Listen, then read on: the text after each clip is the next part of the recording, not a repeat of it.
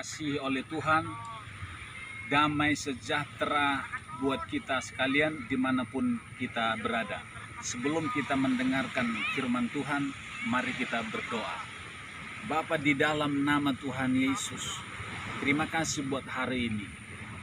Kami mau mendengarkan firman-Mu. Mari Roh Kudus berbicara buat setiap kami. Urapi hamba-Mu, urapi firman-Mu, jamah setiap penonton dimanapun mereka berada. Engkau berbicara buat setiap kami, menjawab setiap persoalan kami.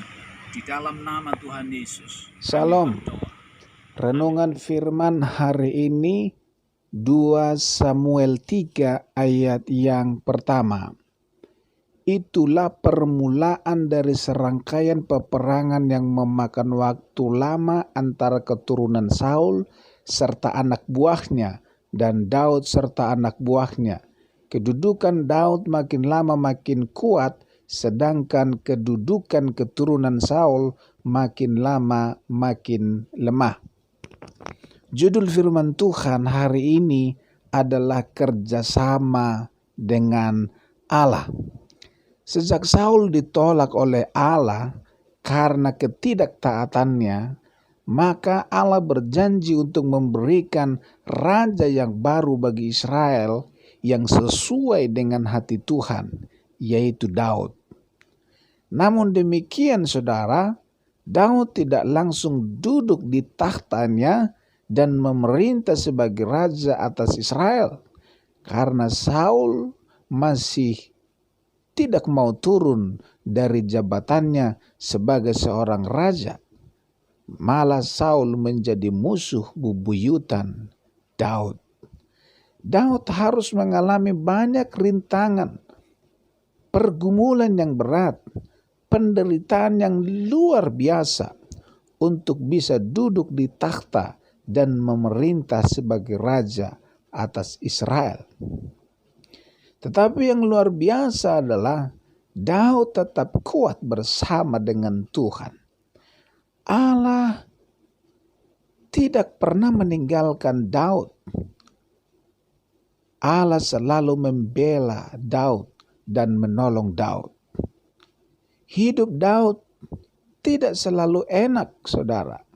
Berkali-kali Daud tertekan, ketakutan, dan berbeban berat. Namun Daud tidak mudah untuk menyerah, melainkan dia tetap maju bersama dengan Tuhan. Daud mengandalkan Tuhan setiap hari. Sampai akhirnya Daud pun melihat satu persatu janji Tuhan digenapi dalam hidupnya. Kekuasaan Daud semakin kelihatan lebih unggul dan kekuasaan Saul semakin lemah, dan akhirnya barulah Daud berhasil untuk duduk di tahta memerintah sebagai raja atas Israel.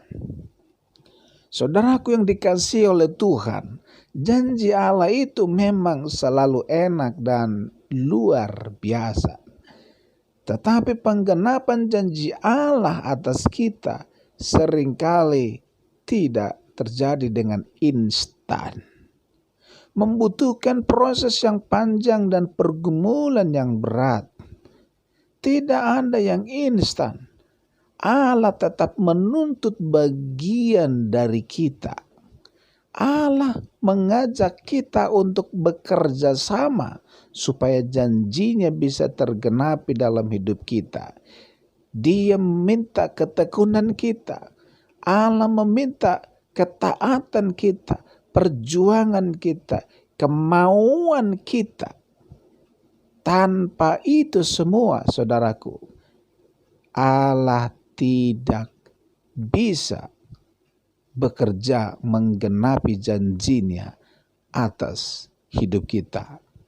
Mari kita kerjasama dengan Tuhan setiap hari supaya janjinya digenapi atas kita. Dan hari-hari kita melihat penggenapan janji Allah. Tuhan Yesus memberkati kita semua. Amin.